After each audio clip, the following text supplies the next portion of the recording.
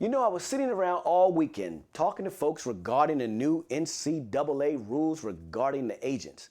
At the same time, you all know that I've been following the 2020 presidential elections.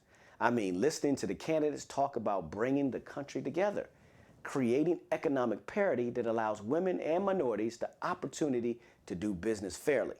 You can't turn on CNN or MSNBC and others that doesn't mention the fact that we have to speak up and out on racism in America. Now let's get back to this new NCAA rule, which requires agents that want to represent NCAA players who want to test their waters for the NBA draft to have this. Three things. Requires agents to have a bachelor's degree, requires 3 consecutive years of NBPA certification, and it requires agents to complete an in-person exam at the NCAA headquarters somewhere in Indiana.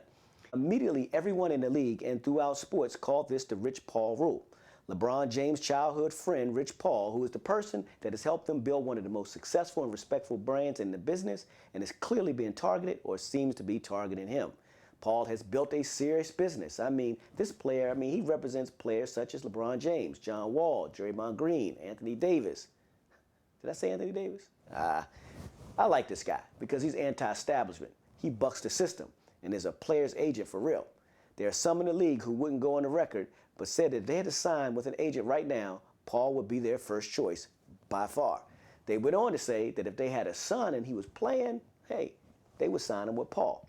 After all, the NCAA makes millions and millions of dollars off these athletes without paying them a dime. They now want to control or prevent certain agents a fair shot at signing them.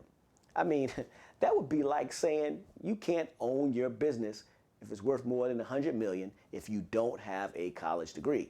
And oh, by the way, you have to become certified by a panel that we put together to stop you from being certified. No, there's more. You have to be certified for at least 3 years. So I guess the following non-degree people would have to give up their businesses. Bill Gates, Richard Branson, hell, Jay-Z and Daniel Elks, I think that's his name, from Spotify. Then again, let's be clear. You don't have to have a college degree to become the president of the United States. 10 U.S. presidents didn't have a college degree. And most notable, George Washington, Abraham Lincoln, and the most recent was Harry S. Truman. Then again, there are 28 members of Congress that have no degree, including a senator. 5% of Congress lacks a college degree, yet the NCAA believes so strongly that it's going to stop that corruption. Let's see how that's worked out for them in the past. Hold up. A couple of years ago, there was a big scandal that included the arrest of 4 big-time NCAA college coaches for corruption. What did they all have in common? You got it, a college degree. You can't make this stuff up.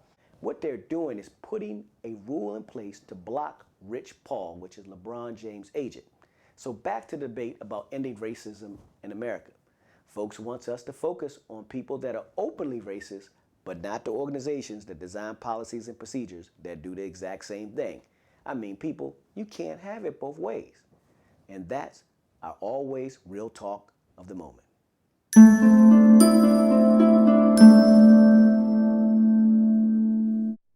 Welcome to Always Real Talk. We would love to hear from you. You like what you're hearing? You want to follow our show? Text the word SHOW to 202-410-0522. You got it. Text the word SHOW 202-410-0522 and you'll get our show right on your phone. Because you know if it's always real talk, you know it's going to be real.